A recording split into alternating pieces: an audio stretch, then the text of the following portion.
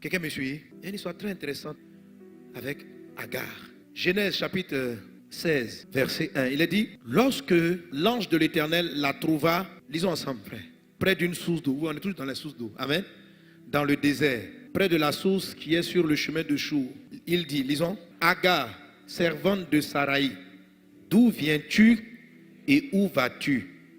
Elle répondit, je fuis loin de Saraï, ma maîtresse. Verset 9.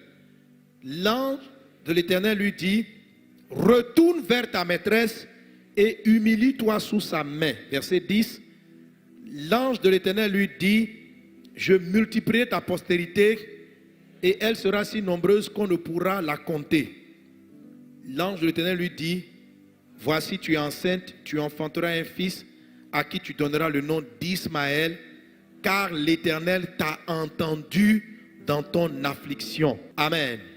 Je veux dire à quelqu'un que Dieu t'a entendu dans ton affliction.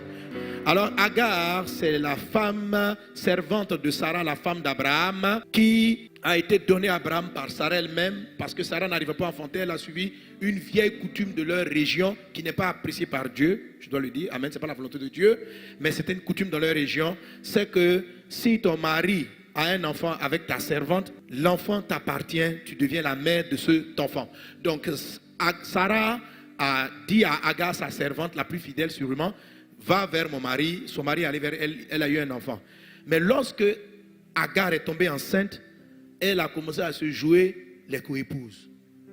Elle a commencé à faire des petits palabres. Donc Sarah s'est fâchée et puis ils se sont disputés et Agar a fui. Agar est partie par 2 fois. Agar a quitté 2 fois Abraham. La première fois, l'ange va lui dire de repartir. La deuxième fois, elle va partir. Donc le but de Dieu, parce que c'est Dieu même qui va dire à Abraham que Ismaël ne va pas évoluer à côté de ton fils Isaac, mais je vais le rendre prospère à cause de toi. Donc Agar transportait une grande destinée. Elle était appelée à partir pour aller vers son territoire de faveur à elle. Et la première fois, après s'être disputée avec sa patronne, lorsqu'elle part, elle se trouve dans le désert, elle est paniquée, elle est perdue, et puis elle pleure, un ange lui apparaît. Et l'ange lui dit, quand il arrive vers elle, pendant que la dame est en train de souffrir, il lui pose une question, d'où viens-tu et où vas-tu? Amen. Agar, d'où viens-tu? Regarde ton voisin, dis voisin, d'où viens-tu? Et où vas-tu? Vous savez, si vous lisez la Bible, vous allez voir que Dieu pose souvent la question de d'où viens-tu? C'est-à-dire que ton point d'origine est très important. Quand on parle des pères, c'est un point de départ. Mais les papas, ce n'est pas seulement le point d'origine. Ton histoire, c'est ton point d'origine. Ce que tu as vécu quand tu étais au CM2, c'est un point de départ pour toi. C'est ton passé. Il dit, d'où viens-tu? Tu viens d'où? Et puis, où vas-tu? Jésus a répondu à cette question. Jésus dit ceci dans le livre de Jean chapitre 8 verset 14. Jésus dit, mon témoignage est vrai parce que je sais d'où je suis venu et où je vais. Amen. Lisons ensemble, 1, 2, 3. Jésus leur a répondu, quoique je rende témoignage de moi-même, mon témoignage est vrai. Car je sais d'où je suis et où je vais.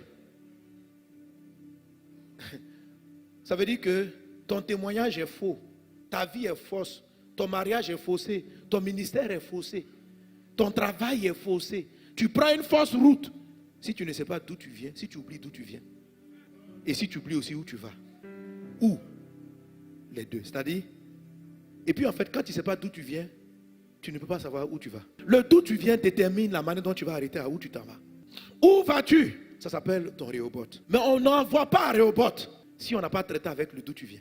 Jésus dit, mon témoignage est vrai, mon ministère est vrai, parce que je sais ma source. Je connais mon histoire. Dans la vie de beaucoup d'entre nous, on a des zones de notre histoire qui sont des trous noirs, des cauchemars, des choses étranges, des épisodes négatifs qui polluent notre futur et qui nous empêchent de toucher notre Rehoboth. Il faut restaurer, il faut traiter avec le passé pour avoir un futur, pour trouver l'endroit où tu dois partir. Sinon, tu seras errant. Est-ce qu'on est ensemble? Agar, d'où viens-tu et où vas-tu? L'ange lui dit, retourne vers ta maîtresse. Pourquoi? Certes, je t'appelle un jour à partir, mais tu es parti de la mauvaise manière, madame. Et l'ange lui dit, retourne vers ta maîtresse et humilie-toi. C'est-à-dire, la façon dont tu as quitté la maison, tu ne peux pas accomplir ce que je veux faire avec toi. Est-ce qu'il est en train de lui dire? Et puis il dit quoi? Humilie-toi sous sa main, et voici la conséquence. L'ange lui dit, je te multiplierai. Donc quand tu vas repartir, je vais réaliser le reste de la parole. C'est-à-dire, le où tu t'en vas là, c'est la multiplication de tes enfants, c'est la prospérité, c'est toute la puissance qui va venir après. Est-ce qu'on est ensemble? Qu'est-ce que Agar faisait avec son passé?